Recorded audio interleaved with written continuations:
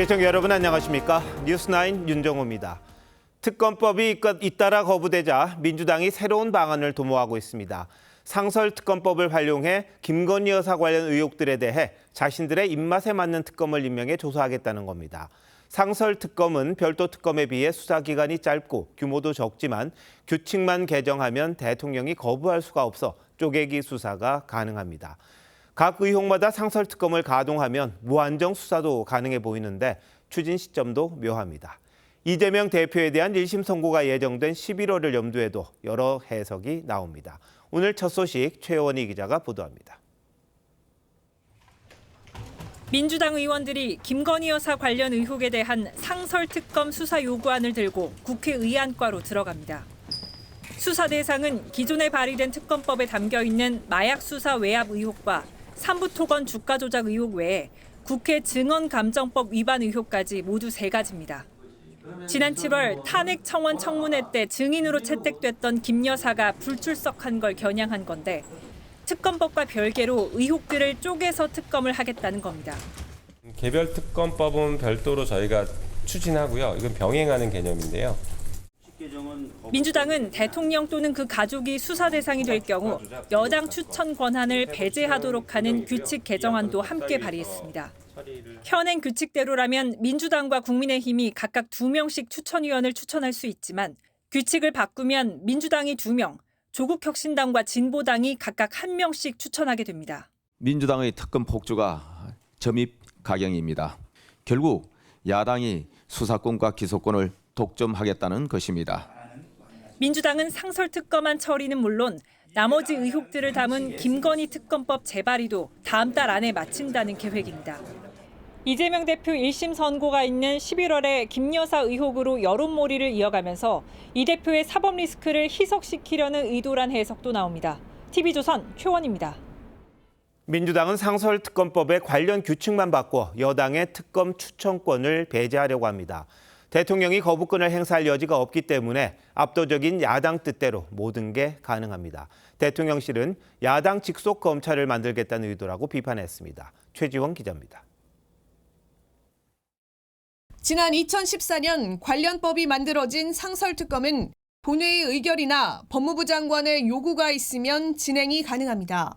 과반 의석을 가진 야당이 단독으로 상설특검을 가동할 수 있는 겁니다. 여당의 특검 후보자 추천권 배제 역시 관련 규칙만 손보면 가능한데 규칙 개정안은 정부로 이송할 필요가 없습니다. 관련 상임위 모두 민주당이 위원장인 운영위원회와 법사위원회입니다. 별도의 법 제정이 필요한 기존 특검법의 경우 대통령이 거부권 행사로 막을 수 있지만 상설특검은 그럴 수 없는 겁니다. 규칙 개정은 거부권의 대상이 아니기 때문에 이런 방법으로라도 할 수밖에 없었다. 매우 씁쓸하다 이런 말씀을 드립니다. 대통령실은 김건희 여사 관련 의혹을 수사 대상으로 하는 상설특검에 여당 추천 권한까지 박탈하는 건 야당 직속의 검찰을 만들겠다는 거라고 비판했습니다. 만약에 어느 한 당이 독점해서 4명을 다 추천하도록 한다면 그 법률 조항의 기본적인 의미가 상실되는 것이 아닌가 우려가 됩니다. 국민의힘 역시 민주당을 특검 중독이라고 지적하며 헌법 소원이나 가처분 신청 등으로 맞대응하는 방안을 검토하고 있습니다. 다만 여당 내에선 김건희 여사 의혹 대응을 미루다 특검에 이어 상설특검까지 끌려다니게 되는 것 아니냐는 우려의 목소리도 나옵니다. TV조선 최주원입니다. 이런 상황에서 국정감사 이틀째인 오늘도 여야는 이재명 대표, 김건희 여사 의혹을 집중 거론했습니다. 이 대표는 헬기 이송 특혜 의혹, 김 여사는 명품 수수 의혹이 소재였는데 공세와 반격이 오가면서 상임위 곳곳이 파행이 됐습니다. 김아림 기자가 보도합니다. 보건복지부 국정감사에서 국민의힘은 이재명 대표의 헬기 이송이 특혜임이 권익위 조사로 드러났다고 주장했습니다. 그런데도 전원 요구를 거절하지 못한 의료진만 징계를 받고 부탁을 한 이 대표는 안 받는다고 꼬집었습니다. 초등학생도 특혜라고 판단할 수 있는 아주 쉬운 사항입니다. 특혜 배제 조항을 위반한 것으로 권익위가 판단했습니다. 국정감사 회의 진행을 그 취지에 맞게 진행을 해주셔야 되는 거 아닙니까? 지금이 이재명 정권입니까? 윤석열 정권 아닙니까? 중요한 것은 이 대표가 경기지사 시절 지역화폐 대행사인 코나아이에 특혜를 제공한 정황이 있다는 주장도 나왔습니다.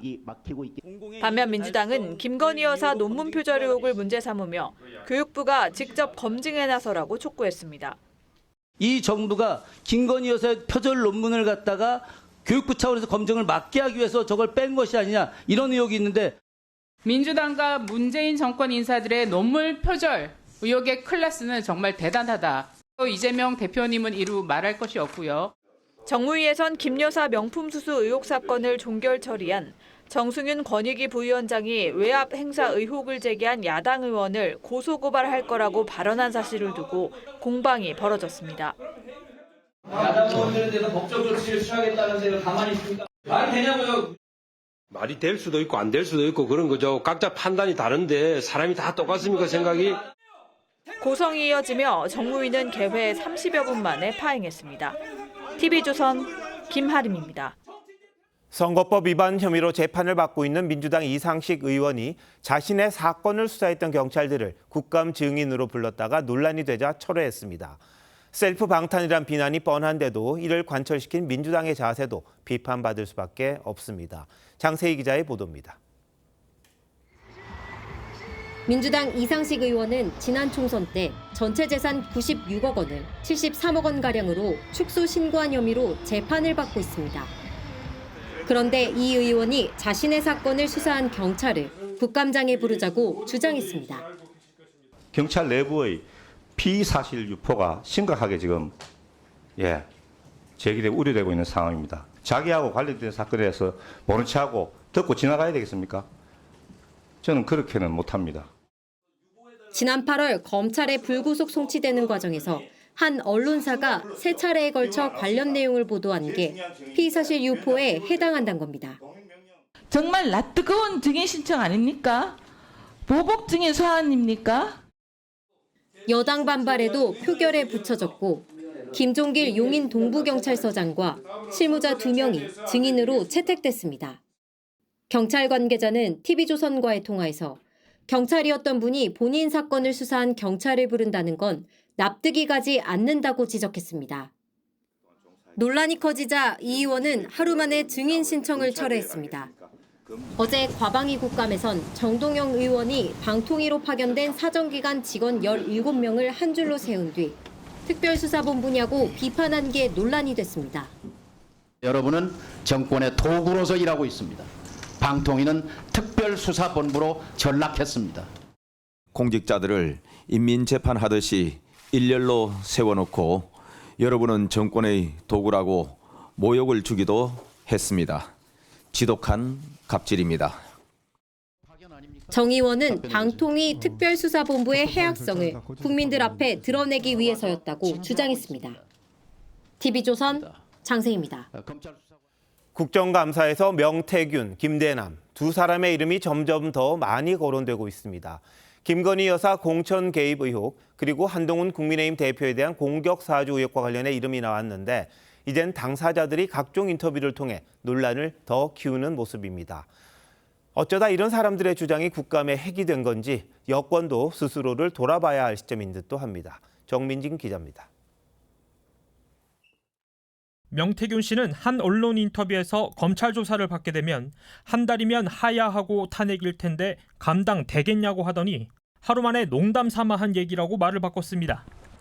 명 씨는 앞서 지난 대선 당시 윤석열 후보 자택을 수시로 방문해 조언했다는 말도 했습니다.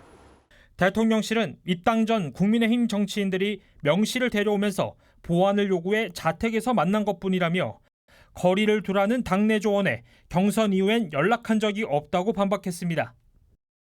일방적인 지금 얘기들이 알려지고 있는 거 아닌가. 저는 그렇게 신빙성에 무게를 두지 않고 있습니다.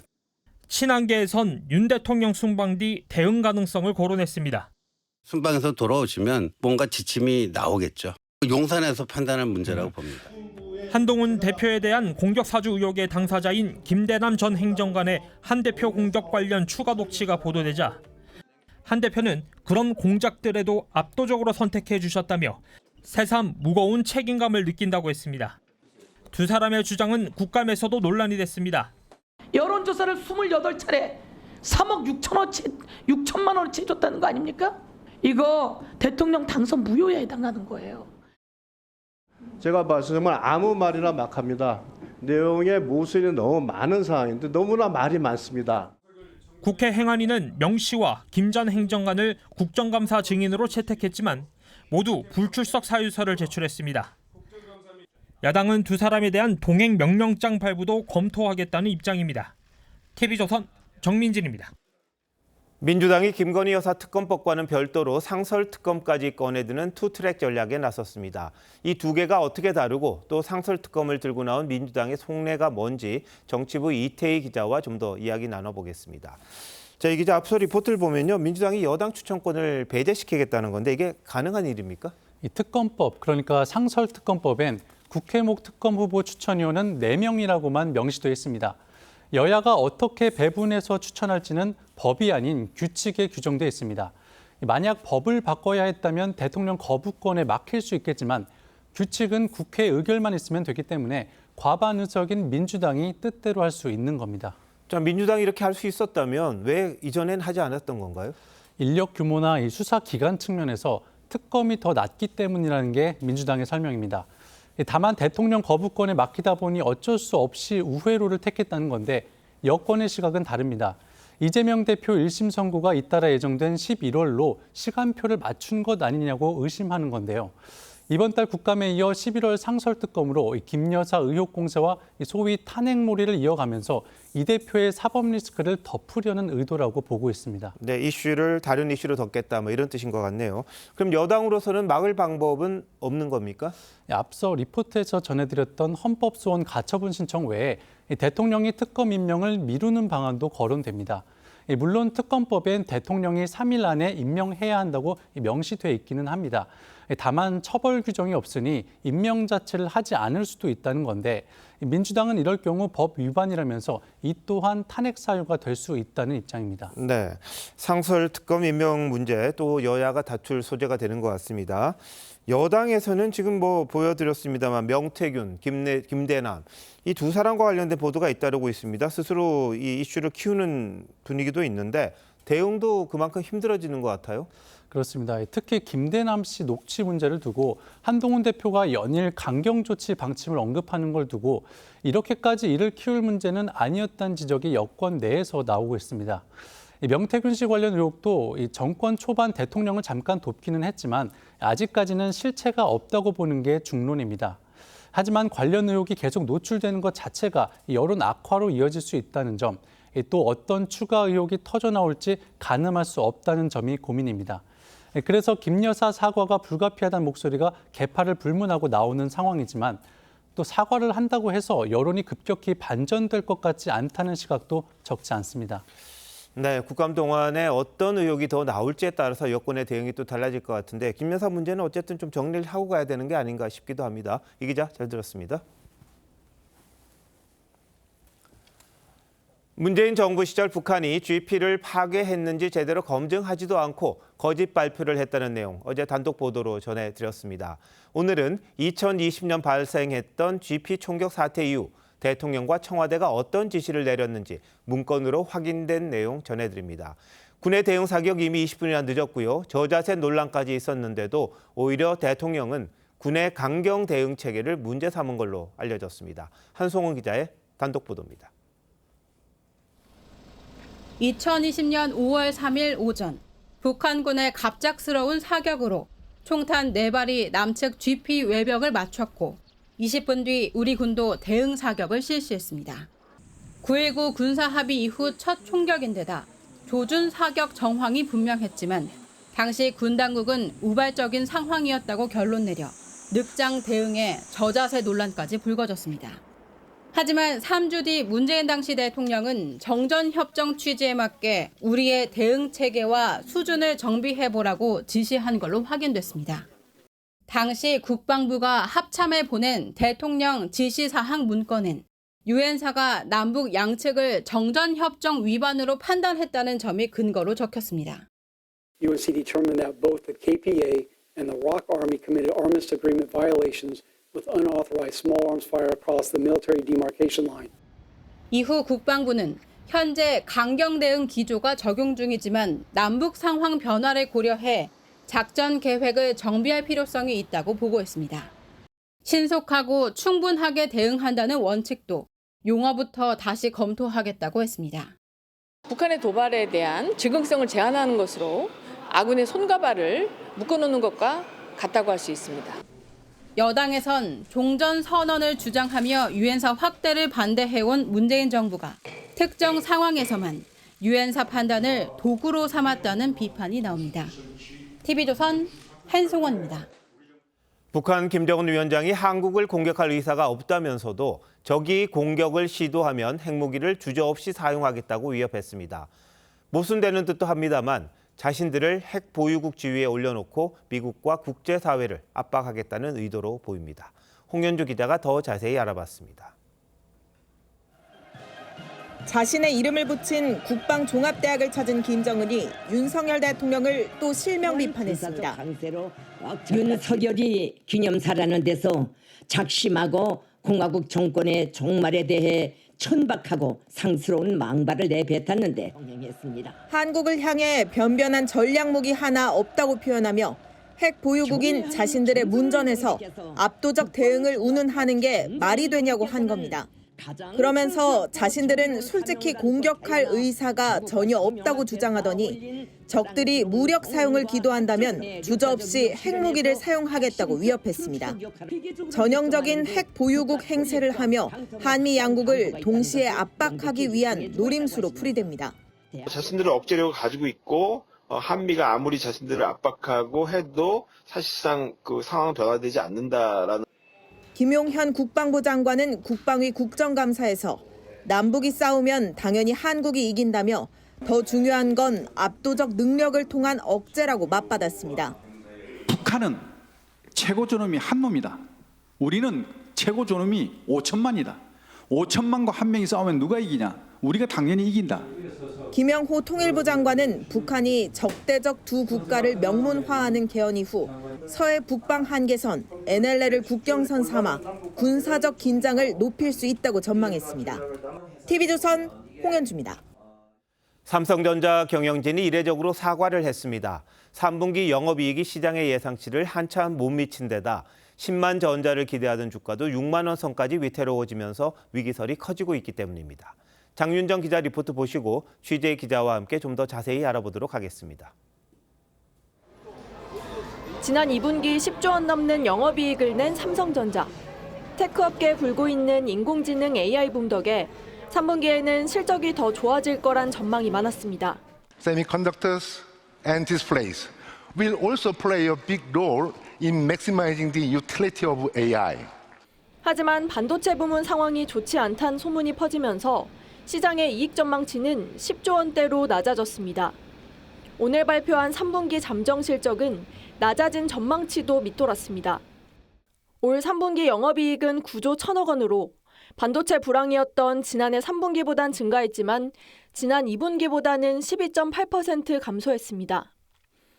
삼성전자 반도체 부문 전영현 부회장은 시장 기대에 못 미치는 성과로 걱정을 끼쳐 송구하다고 사과했습니다.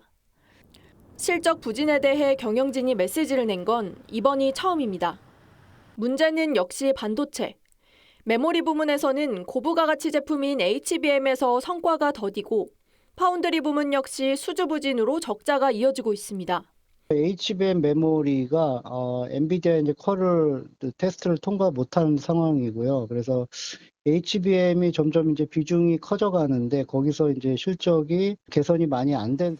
반면 경쟁사인 SK하이닉스는 HBM으로 호황을 누리고 있어 삼성전자 반도체 부문의 3분기 이익이 SK하이닉스에 1조 원 넘게 추월당할 거란 전망까지 나옵니다.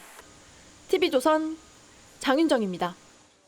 지금 보신 것처럼 삼성전자 상황 좋지 않습니다. 원인이 뭐고 반등의 계기를 마련할 수 있을지 산업부 장혁수 기자와 함께 자세히 물어보도록 하겠습니다. 자, 장 기자, 오늘 실적 발표 전부터 삼성이 좋지 않다 이런 얘기들 참 많았어요. 네, 삼성전자가 처한 상황은 주가 흐름만 봐도 좀 알 수 있는데요. 7월까지만 해도 9만 원에 근접했던 주가는 외국인들의 매도 행렬이 이어지면서 이제 5만 전자를 눈앞에 뒀습니다. 외국계 증권사들도 이 삼성전자에 대해서 부정적인 목소리를 내고 있습니다. 대표적으로 호주의 글로벌 증권사인 맥쿼리는 삼성전자를 병약한 반도체 거인이라고 표현하면서 목표 주가를 무려 절반까지 낮췄습니다. 가장 큰 문제가 주력 사업으로 꼽히는 반도체일 것 같고요. 그중에서도 파운드리 분야 부진이 심각하다 이런 지적입니다. 맞습니다. 삼성전자는 이 반도체를 위탁 생산하는 파운드리 부문의 최강자인 대만의 TSMC를 따라잡겠다면서 대규모 투자를 감행한 바가 있습니다. 하지만 이 기술력이나 수율이 기대에 못 미치면서 TSMC를 따라잡기는커녕 매년 수조 원의 적자만 내고 있는 상황입니다. 때문에 이 파운드리를 분사해야 하는 것 아니냐 이런 얘기까지 나오고 있는데 어제 이재용 회장이 필리핀 생산법인을 찾았는데요. 거기서 만난 로이터 통신과 인터뷰를 갖고 파운드리를 분사할 생각은 없다. 우리는 사업 성장을 갈망하고 있다고 선을 그었다고 합니다. 네, 이 회장은 의혹을 보였습니다만 삼성이 예전 같지 않다는 얘기 어제 오늘 일은 아닙니다. 원인이 뭐라고 해석하나요? 우선 이 많은 분들이 기억하실 텐데 2년 전에 갤럭시 GOS 성능 제한 의혹이 있었고요. 최근에는 버즈3 이어폰의 불량품 논란 등이 불거졌습니다.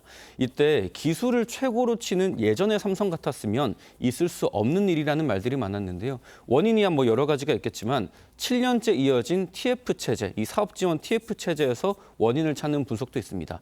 국정농단 이후에 이 삼성은 미래전략실을 해체하고 사업 지원 TF가 사실상 그룹의 컨트롤 역할을 하고 있는데요. 이 TF는 재무통인 정현호 부회장이 이끌고 있습니다. 그러다 보니 기술 개발이나 인수합병, 이 핵심 인재 영입 등을 통해서 초격차를 유지하기보다 비용 절감에 초점을 맞추는 분위기가 됐다는 겁니다. 실제로 삼성은 지난 2017년에 오디오 기업 하만을 인수한 이후에 거대 M&A를 한 건도 해내지 못했습니다.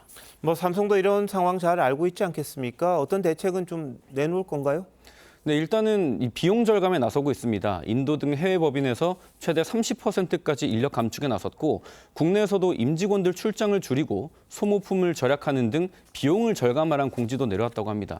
하지만 이 빡빡한 근무 환경에 지친 젊은 직원들을 중심으로 최근에 SK 하이닉스 경력 채용에 대거 몰리는 일까지 벌어지면서 사내 분위기는 좀 좋지 않은 상황입니다.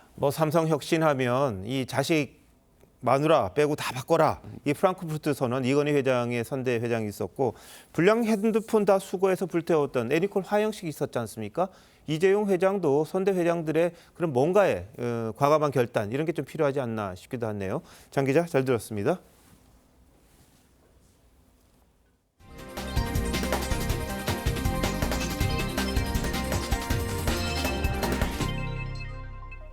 문재인 전 대통령의 딸 다혜 씨의 음주운전 사고 당일 행적이 계속해서 드러나고 있습니다. 운전대를 잡기 2시간가량 전에도 만취 상태였던 정황이 전해진 건데요. 한 음식점에 들어가 테이블을 두드리며 술을 달라고 요구하다가 이 주인의 거부로 다른 음식점으로 자리를 옮긴 것으로 파악됐습니다. 김혜나 기자가 취재했습니다.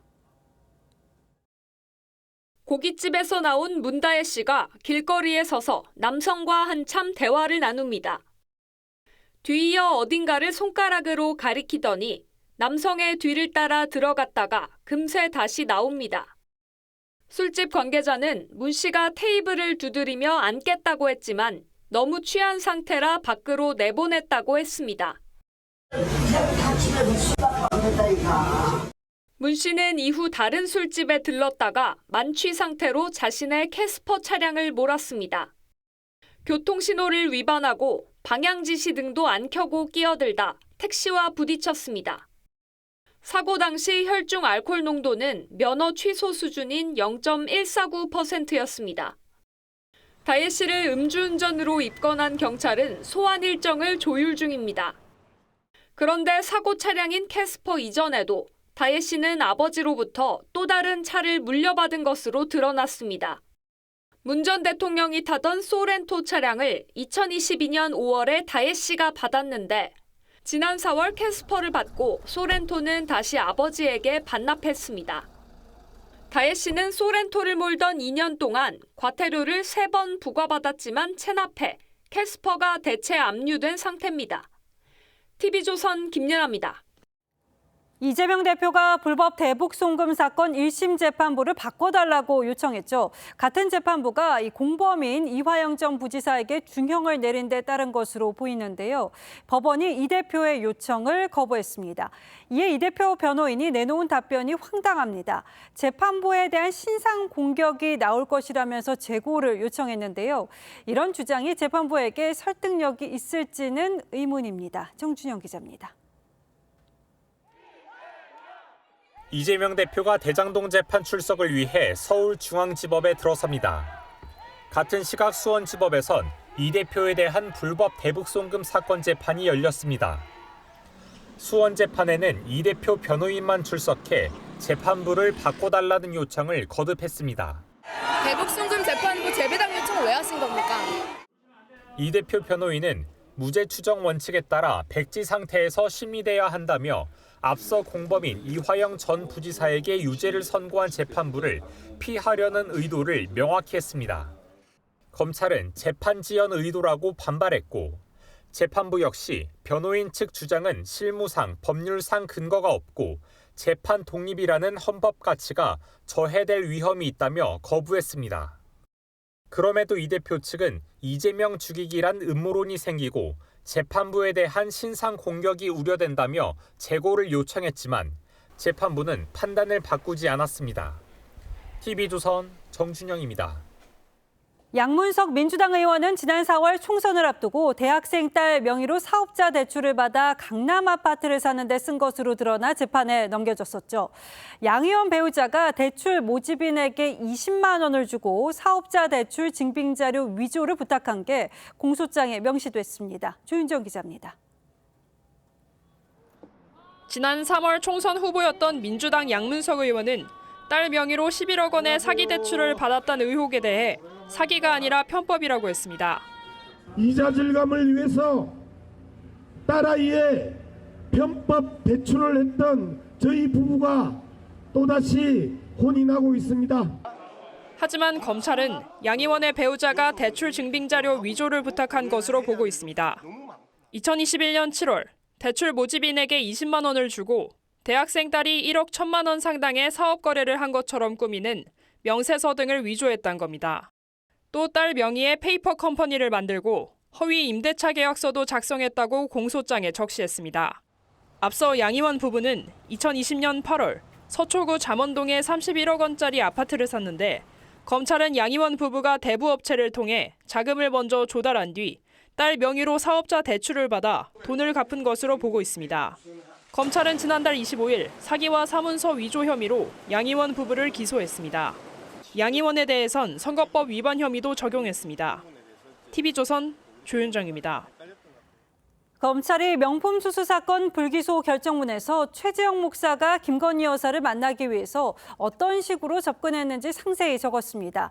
동양 사람이다, 목회자다 강조하면서 김 여사를 안심시켰다는데 구체적인 내용은 황병준 기자가 설명드리겠습니다. 2022년 1월 최재형 목사는 김건희 여사에게 미국 교포다, 늘 기도드린다며 동양이라 더욱 반갑다는 메시지를 보냅니다. 첫 접근이었습니다. 이후 김 여사가 대화 유출을 우려하자 내가 이명수 같은 사람이냐며 목회자라고 강조합니다. 지난 대선 때 김 여사와 나눈 7시간 통화 녹취를 공개했던 서울의 소리 이명수 씨를 비판한 겁니다. 하지만 20여일 뒤 최 목사는 이 씨와 만나 김 여사에게 접근할 방법을 논의했습니다. 검찰은 김 여사와 최 목사가 나눈 메신저 대화를 시간순으로 분석했고 그 전체 카톡 내용에 대해서 전반적으로 타임라인에 따라서 사실관계 확인 정도. 명품백은 접견 기회를 얻기 위한 수단일 뿐 청탁 목적이 아니라고 판단했습니다. 검찰은 최 목사가 김 여사와 친분을 쌓기 위해 야권을 비판한 것도 불기소 결정문에 적었습니다. 최 목사는 민주당은 국힘보다 더 간교한 기득권자, 이재명 후보 측에서 윤 후보 내외를 악마화한다는 메시지를 보내기도 했습니다. TV조선 황병준입니다. 지난해 배우 이영애 씨가 이승만 대통령 기념관 건립을 위해 거액을 기부한 뒤 한 인터넷 매체가 김건희 여사와의 친분 때문이다라고 주장하는 일이 있었습니다. 이 씨 측이 사실무근이라면서 고소했지만 경찰과 검찰은 혐의 없음 결론을 내렸는데요. 서울고검이 재수사에 나섰습니다. 한지은 기자가 보도합니다. 지난해 9월 유튜브 채널 열린공감TV는 제보를 받았다며 배우 이영애 씨가 김건희 여사와 친분이 있다고 방송했습니다. 이영애 씨의 쌍둥이 남매 돌잔치에 김건희가 참석하였고 김건희의 코바나 콘텐츠 행사에 이영애 씨가 단골로 가서 응원하며 이 씨가 지난해 이승만 전 대통령 기념관 건립에 5천만 원을 기부한 이유가 김 여사와의 친분 때문이라는 겁니다. 이 씨는 이승만 전 대통령이 북한의 무력 침공으로부터 지켜줘 감사하다는 뜻이었다며 공산국가가 됐다면 우리 아이들은 자유가 없는 곳에서 살고 있을 것이라고 해명하기도 했습니다. 아이의 교육과 육아를 열심히 하시는 엄마와 그리고 아빠, 그런 가정이 국가의 브랜드가 아닐까. 이 씨는 당시 열린공감TV 대표 정모 씨를 명예훼손 혐의로 고소했지만 경찰과 검찰은 증거가 불충분하다며 잇따라 혐의 없음 처분했습니다. 이 씨가 불복해 항고를 접수하자 서울고검은 최근 직접 재수사에 착수했습니다. 검찰 관계자는 수사가 미진한 부분이 있는지 검토 후 결론 내릴 것이라고 했습니다. 이와 별개로 이 씨가 열린공감TV를 상대로 낸 손해배상 청구 소송도 진행 중입니다. TV조선 한지은입니다. 새벽 시간 횡단보도를 건너던 전동 킥보드를 SUV가 들이받아 10대 여학생 2명이 다쳤습니다. 킥보드가 두동강이가 날 정도로 충격이 컸는데 이 킥보드와 차량 운전자 모두 면허가 없었습니다. 김다로 기자입니다. 전조등을 켠 전동 킥보드가 횡단보도를 반쯤 지날 무렵 차량 한 대가 빠르게 달려와 그대로 치고 지나갑니다. 이 사고로 킥보드에 타고 있던 10대 여학생 2명이 병원으로 실려갔는데 뒤쪽에 타고 있던 학생은 크게 다쳤습니다.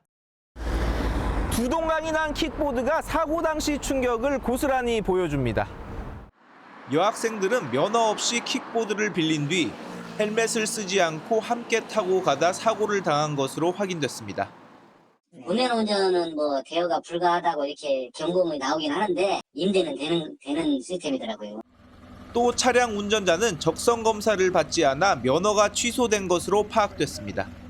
전변도로라 좀 많이 좀 세게 좀 달리는 편이에요. 많이 위험하죠. 경찰은 SUV 운전자가 시속 50km인 제한 속도를 위반했는지 조사하고 있습니다. TV조선 김다로입니다. 마른 하늘에 날벼락 같은 일이 벌어졌습니다. 끊어진 전선이 길 가던 남성을 덮쳐서 감전되는 일이 일어난 건데요. 어쩌다 이런 아찔한 일이 벌어진 건지 김태준 기자가 취재했습니다. 횡단보도를 건너간 남성이 갑자기 무언가에 놀란 듯 휘청거리며 몸부림치더니 그대로 주저앉습니다. 주변 사람들이 달려와 상황을 살피고 곧이어 구급차가 현장에 도착합니다. 전깃줄이 끊어져 있고 사람이 감전된 상태다라고 신고돼 있고요. 다리 쪽 아파하는 상태였어요. 머리 쪽이랑. 남성은 발가락 등에 화상을 입고 치료를 받았는데 고압선이었다면 자칫 목숨까지 잃을 뻔했습니다. 한전은 제주도청이 설치한 방범용 CCTV 때문에 전선이 끊어졌을 걸로 추정했습니다. 방범용 CCTV가 있었다고 해요. 거기에 이제 달려있는 와이어가 저희 전선이랑 접촉이 되면서 손상이 가해지면서 전선 원인이. 도청 측과 경찰은 정확한 사고 원인을 조사하고 있습니다. TV조선 김태준입니다. 7명이 숨진 부천호텔 화재는 결국 인재로 드러났습니다. 호텔 업주는 영업 지장을 우려해서 낡은 에어컨 전선을 교체하지 않았을 뿐 아니라 방화문 관리도 엉터리였던 걸로 파악됐습니다. 노돌 기자입니다. 호텔 창문으로 치솟아 나오는 불길. 불이 시작된 직후 비상벨이 울렸지만 이내 꺼졌습니다. 그러니까 맨 처음에 울렸을 때 저희가 뭐야 이러고 문을 열고 킁킁 이랬는데 냄새가 안 났어요. 근데 한 2, 3분 있다가 또 울리더라고요. 경찰은 호텔 직원이 경보기를 껐다가 화재를 확인하고 다시 킨 사실을 확인했습니다. 하지만 그 2분 24초 사이 문이 열린 810호에서 뿜어져 나온 연기가 순식간에 퍼지면서 5명이 제때 대피하지 못하고 숨진 것으로 봤습니다. 안전교육 미흡에 따른 화재 경보기 임의 차단 행위가 더해져 대형 참사로 이어졌습니다. 또 호텔 소유주가 2018년 에어컨을 교체할 때 영업 지장을 우려해 오래된 배선은 그냥 사용하도록 했는데 그 이후 수리기사의 경고에도 불구하고 그대로 방치해 불이 난 것으로 파악했습니다. 전체 객실의 절반은 규정과 달리 완강기를 설치하지 않은 사실도 확인했습니다.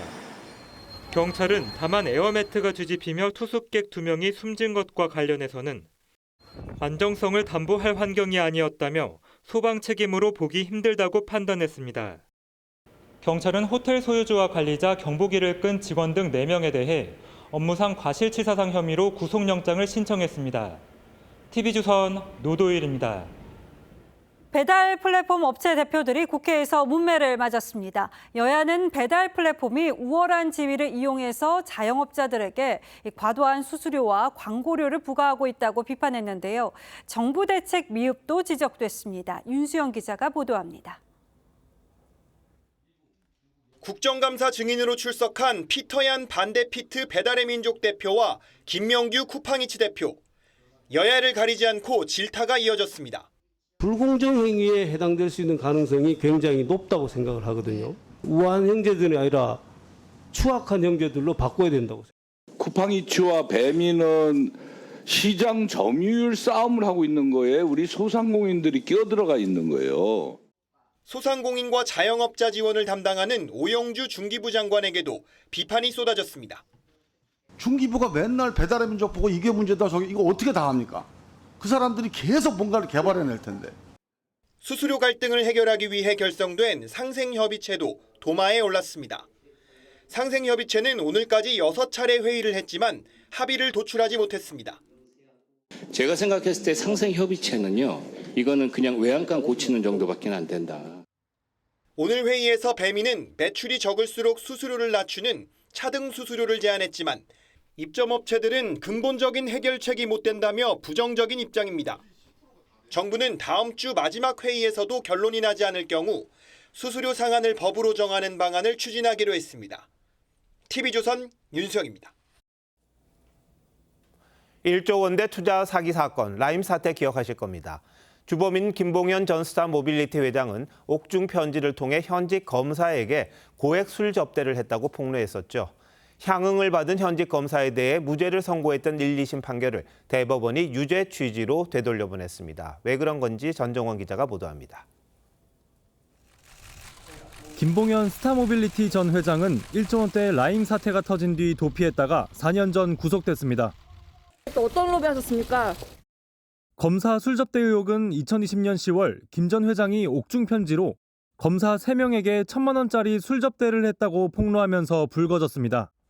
청탁금지법 위반으로 수사에 착수한 검찰은 술자리에 참석한 7명 중 접대받은 술값이 100만 원을 넘는 걸로 보이는 현직 검사 남호 씨와 향응을 제공한 김 전 회장, 그의 변호인 등 3명을 재판에 넘겼습니다. 1, 2심 법원은 전체 술값 530여만 원을 참석자 수로 나누면 1인당 93만 원으로 법 위반이 아니라며 무죄를 선고했습니다. 하지만 대법원은 술자리에 머문 시간에 비례해 액수를 계산해야 한다며 나 검사와 김 전 회장 등 3명에 대해 유죄 취지로 사건을 돌려보냈습니다. 대법원은 나 검사를 제외한 다른 참석자들은 머문 시간이 짧았다며 검사 접대 술값이 100만 원을 넘을 가능성이 높다고 했습니다. 확정 판결이 나오는 대로 법무부는 나 검사를 징계할 예정입니다. TV조선 전정원입니다. 고려아연 경영권 싸움이 점입가경입니다. 지분 매입을 위해 양측이 공개 매수가를 계속 올리면서 돈 전쟁을 벌이고 있는 건데요. 금융감독원이 조사에 나섰습니다. 허위 사실을 유포해 주가에 영향을 미쳤는지 살펴보겠다는 겁니다. 김창석 기자가 보도합니다. 고려아연 경영권을 놓고 사모펀드 MBK와 최윤범 회장 측은 공개 매수에 나서면서 치열한 여론전을 펼쳤습니다. 자기 마음대로 한 겁니다. 자기 친구 회사에 돈을 6천억이나 몰아준 게. 결국 MBK는 고려아연을 중국 기업이든 누구든 높은 가격을 제시하는 매수인에게 매각할 것입니다. 경영권 분쟁의 새로운 승부처로 떠오른 곳은 고려아연 지분 1.85%를 보유하고 있는 영풍정밀. 영풍 정밀을 장악해야 고려아연 경영권 확보에도 유리한 고지를 확보하는 만큼 MBK와 최 회장 측은 공개 매수가를 앞다퉈 2만 원에서 3만 원으로 올렸습니다. 그런데 주가는 공개 매수가가 더 올라갈 거란 기대감에 3만 원을 훌쩍 넘었습니다. 분쟁이 격화되자 이복현 금감원장은 불공정 거래 여부를 조사하라고 지시했습니다. 주가 형성에 부당한 영향을 미칠 수 있는 풍문 유포나 인위적인 시세 조정이 확인될 경우 처벌하겠다고 엄포를 놓은 겁니다. 필요한 경우에는 관계법인이나 관계자에 대한 자료 제출 여부나 진술서 제출. 금감원은 고려아연과 영풍정밀 공개 매수가 일단락되면 주가 급락이 우려된다며 소비자 경보도 발령했습니다. 일부에선 SM엔터 인수를 위해 시세 조정에 관여한 혐의로 구속된 카카오 김범수 의장의 사례가 재현되는 거 아니냐는 관측도 내놓고 있습니다.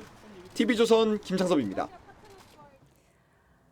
이렇게 기특한 초등학생이 있을까요? 10살을 갓 넘긴 아이들이 한글 간판을 늘려달라면서 입법 청원에 나섰습니다. 어떻게 이런 생각을 갖게 된 건지 궁금해지는데요. 박건우 기자가 아이들을 만났습니다. 학교 주변 상가와 아파트 단지 간판을 둘러보는 초등학생들. 일본어 표기도 이거 중국어 같기도 하고 일본어 같기도 한데 필기체로 쓴 영어도 알아보지 못합니다. 저거 못 알아보겠어. CA 땡이고. 저희 할머니 생칠 때 갔던 식당을 다시 가려고 하는데 간판이 영어로만 되어 있어 다시 찾기가 힘들었어요. 평소 외국어 간판 때문에 불편을 겪었던 학생 150여 명은 한글 간판을 늘려달라는 손편지를 지역의 한 국회의원에게 보냈습니다. 최근엔 법안 발의에도 동참했습니다. 우리나라를 관광하러 온 외국인에게 아름다운 우리말의 우수성도 더 펼칠 수 있을 것입니다. 울산의 한 중학교. 학생들이 칠판에 적힌 신조어를 우리말로 바꿉니다. TMI가 영어잖아요. 버릴 말은 너무 간단하고 우리말이기도 해서 딱 의미를 바로 알 수 있다는 게. 이솔양은 올해 상반기 시교육청이 시행한 우리말 다시 쓰기 대회에서 으뜸상을 받았는데 떡상을 깜짝 오름, 득템을 얻은 물건으로 바꾸자는 등의 다양한 제안들이 쏟아졌습니다. TV조선 박건우입니다. 올해 노벨 물리학상 수상자에는 AI의 근간을 마련한 미국의 존 호필드 교수와 캐나다의 제프리 힌트 교수가 선정됐습니다. 두 사람은 수상 소감에서 인류의 미래에 대한 경고도 잊지 않았습니다. 변재영 기자가 보도합니다. 노벨위원회가 올해 노벨 물리학상 수상자를 발표합니다. To award the 2024 Nobel Prize in Physics to John Hopfield, Princeton University, USA, and Geoffrey Hinton, University of Toronto, Canada. 91살의 존 호필드 미국 프린스턴대 명예교수와 77살의 제프리 힌튼 캐나다 토론토대 교수는 인공지능의 아버지로 불립니다. 통계 물리학의 기본 개념을 활용해 인공신경이 기계학습을 가능하게 하는 기초 연구로 지금의 인공지능 시대를 끌어냈다고 평가받습니다. They have contributed, of course, enormously very early in the progress of this technology. So in the 80s, these first steps were taken. 인공지능은 일상생활에서 광범위하게 활용되며 더 효율적이고 더 빨라진 일처리를 가능하게 했다는 평가를 받습니다. 하지만 힌튼 교수는 인류는 자신보다 더 똑똑한 존재와 살아본 적이 없다며 인공지능 혁명이 가져올 미래의 양면성을 경고했습니다. It'll mean huge improvements in productivity, but we also have to worry about a number of possible bad consequences, particularly the threat of these things getting out of control. 두 명의 노벨 물리학상 수상자들은 우리 돈 14억 3천여만 원을 반씩 나눠 갖게 됩니다. 노벨위원회는 9일엔 화학상, 10일 문학상, 11일엔 평화상 발표를 이어갑니다. TV조선 변재영입니다. 멕시코에서는 목숨을 걸고 선거를 치른다는 말이 나올 정도로 정치인 대상 범죄가 많은데요. 또 정치인 피살 사건이 일어났습니다. 이번에는 취임한 지 일주일도 안 된 40대 시장이 잔인하게 살해돼 충격을 주고 있습니다. 황정민 기자입니다. 골목길에 경찰 통제선이 쳐져 있습니다. 이곳에 있던 트럭에서 엿새 전 취임한 40대 젊은 정치인 알레한드로 아르코스 칠판 신고시장이 숨진 채 발견됐습니다. 잔혹하게 참수된 상태였습니다. 현지 검찰은 마약 갱단에 의한 피살의 무게를 두고 수사 중입니다. 멕시코 전역이 충격에 휩싸인 가운데 대통령까지 나서 엄벌 의지를 표했습니다. Con la Fiscalía del Estado y se está viendo si es necesario atraer el caso para la Fiscalía General de la República y saber cuál fue el móvil. 멕시코에선 정치인을 겨냥한 흉악범죄가 기승을 부려 불안감은 누그러지질 않고 있습니다. 불과 사흘 전에도 같은 시에서 여성 공직자가 괴한의 총격으로 목숨을 잃었습니다. 대선과 총선이 동시에 치러진 지난 6월엔 무려 41명의 후보자가 피살됐습니다. 정치인 피살이 계속되는 데 대해 현지 시민단체는 마약갱단이 정치권과 불법 선거자금 등으로 유착해 있기 때문이라고 지적했습니다. TV조선 황정민입니다. 프로축구 K리그가 파이널 라운드에 돌입합니다. 울산이 리그 3연패를 이뤄낼 수 있을지, 전통의 명가 전북이 추락을 멈출 수 있을지 고민성 기자가 관전 포인트 짚어봅니다. 디펜딩 챔피언 울산은 강했습니다. 김천이 모재현의 골로 앞서갔지만 고승범의 그림 같은 헤더골과 야구의 역전골로 기필코 경기를 뒤집습니다. 홍명보 감독이 시즌 중 국가대표팀으로 자리를 옮겼지만 울산은 분위기를 잘 이어갔고 현재 1위로 리그 3연패에 도전합니다. 울산의 걸림돌은 돌풍을 주도하고 있는 군인팀 김천과 파란의 주인공 고교생 양민혁이 이끄는 강원입니다. K리그 최연소 두 자릿수 득점에 빛나는 양민혁은 라운드별 베스트 11에도 7번이나 이름을 올리며 시즌 후 손흥민의 소속팀 토트넘으로의 이적을 확정했습니다. 선수들끼리의 되게 케미가 좋은 것 같아서 저는 그게 또 경기장에서까지 나와서 저희가 좋은 경기력을 보여드릴 수 있는 거라고 생각합니다. 맨체스터 유나이티드 출신 링가드를 영입하면서 최고 인기를 누리고 있는 FC 서울도 5년 만에 상위 스플릿에 복귀하며 아시아 챔피언스리그 티켓 3장 중 1장을 노립니다. 하위 스플릿은 혼전 중입니다. 강등권 11위를 피하기 위해 대구, 전북, 대전이 승점 3점 범위 내에서 혈전을 벌이고 있습니다. 9번의 우승 등 K리그 명가로 군림했던 전북은 올 시즌 10위로 추락해 강등을 걱정해야 하는 위기를 맞았습니다. 팀당 5경기가 예정된 K리그 파이널 라운드는 A매치 기간이 끝나는 다음 주 시작됩니다. TV조선 구민성입니다. I don't have anything to offer you. You're the president's daughter for Christ. 사랑하는 남자에게 대통령의 딸이 하소연합니다. Forget everything else but who I am right now and here. 평범한 삶에 목말라 합니다. All I ever wanted was to get my key, get in a beat-up little Volkswagen and drive off to college. 앤드루 존슨 대통령의 두 딸은 운명에 순응했습니다. 맏딸은 판사와 결혼해 가정을 꾸리다 백악관에 들어갔습니다. 늘 아팠던 어머니 대신 살림을 도와 억척스럽게 해냈습니다. 둘째는 남북전쟁에서 남편을 여의고 재혼했지만 사이가 나빴습니다. 헤어지지 못하다가 아버지가 퇴임하자 이혼했습니다.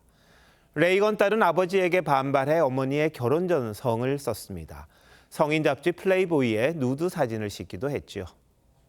아들 부시의 쌍둥이 딸은 공화당적을 거부했습니다.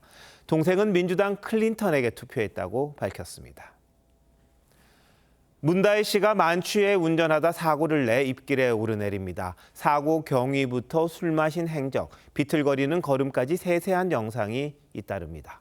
조금 과하다 싶지만 퇴임 대통령의 딸인데다 수사받는 처지여서 관심을 피하기는 어렵겠습니다. 문 전 대통령도 살인 행위라고 말했듯이 음주운전은 합리화할 수 없습니다. 그는 아버지가 대통령이던 시절에도 그런대로 사생활을 지켰습니다. 자녀를 데리고 청와대에 살 때도 정치권과 언론 아는 척하지 않았습니다. 아버지의 아픈 손가락이었을 테니까요. 그가 처음 대중 앞에 선 곳이 아버지의 대선 전날 광화문 유세장이었습니다. 그런데 대선 직후 정의당에 가입했습니다. 홀로 서려는 몸짓이었을까요? 그는 양산에 함께 살면서 SNS를 열어 공개 활동을 시작했습니다. 닉네임 이름 없는 꽃과 함께 내걸었지요. 하지만 주변에서 반대했던 수익성 책방과 굿즈 사업에 앞장섰습니다. 수사가 시작되자 말도 거칠어졌습니다. 가족은 건드리는 거 아닌데 이쯤 가면 막 하자는 거지요. 그렇게 다른 대통령 가족과 자식들처럼 뉴스의 한복판에 섰습니다. 애초에 홀로 서지 못하고 부모 그늘에 머문 결과일지도 모릅니다. 이름 없는 꽃으로 살기엔 너무 멀리 왔습니다. 10월 8일 앵커 칼럼 오늘 퇴임 대통령의 딸이었습니다.